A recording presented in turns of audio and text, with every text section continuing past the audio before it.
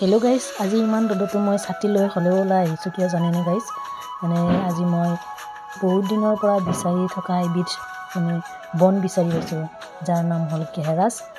কেহেৰাজ এবিধ ঔষধি বন হয়। ইয়াৰ বহুতো ঔষধি গুণ আছে। ইয়াৰ ভিতৰত আটাইতকৈ উল্লেখযোগ্য হ'ল যে কেহেৰাজে বগা চিলিক কলা কৰি দিব পাৰে বুলি কয়, আৰু কেহেৰাজক সংস্কৃতত ভৃংগৰাজ বুলি কয়।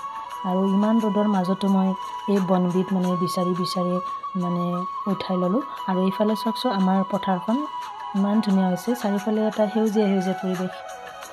আৰু কেহেৰাজ মই বিচাৰি ইমানখিনি উঠালোঁ। আৰু এতিয়া বলকচোন ঘৰলৈ যাওঁ। ঘৰত মই কেনেকৈ তেলখিনি প্ৰস্তুত কৰোঁ আপোনালোকে ভিডিঅ'টো চাই গৈ থাকিব। বলক তেন্তে এতিয়া ঘৰলৈ যাওঁ। আৰু এতিয়া মই এইখিনি ধুনীয়াকৈ ধুই ল'লোঁ। ধুই লৈ এতিয়া মই দেখিছেনে, মই একদম শিপাই উঠাই আনিছোঁ, কাৰণ বিচাৰিয়ে নাপায় ইমান ৰ'দত। গতিকে মই শিপাই উঠাই আনিছোঁ। কথা নাই, শিপা দিলেও কোনো কথা নাই, ধুই লৈছোঁ। আৰু এতিয়া মই এইখিনি থেঠালিয়াই ল'ম। আৰু এতিয়া মই ইয়াতে নাৰিকল তেলৰ এনেকুৱা 200 গ্ৰামৰ বটল 3টা দি দিছোঁ।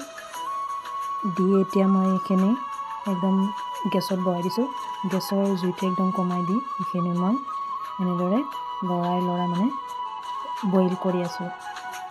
এনেদৰে 20 মিনিটমান বইল কৰাৰ পিছত মই এইখিনি অকণমান ঠাণ্ডা হোৱাৰ পিছত এটা বাচনত কাপোৰ এখন দি মই এইখিনি চেকি উলিয়াই লৈছোঁ। চাওক, আৰু ইয়াত তৈয়াৰ হৈ গ'ল আমাৰ ভৃংগৰাজ তেল। ইয়াত দেখিছেনে, একদম ক'লা হৈ গৈছে। আৰু এতিয়া এইখিনি মই এটা চিচাৰ বটলত বাকি লৈছোঁ। আৰু এনেদৰে মই কেহেৰাজৰ পৰা তেল তৈয়াৰ কৰিলোঁ। গতিকে এইখিনি মই চুলিত এপ্লাই কৰি চাম কেনেকুৱা প্ৰফিট পাওঁ। গতিকে আজিৰ ভিডিঅ'টো ইমানে।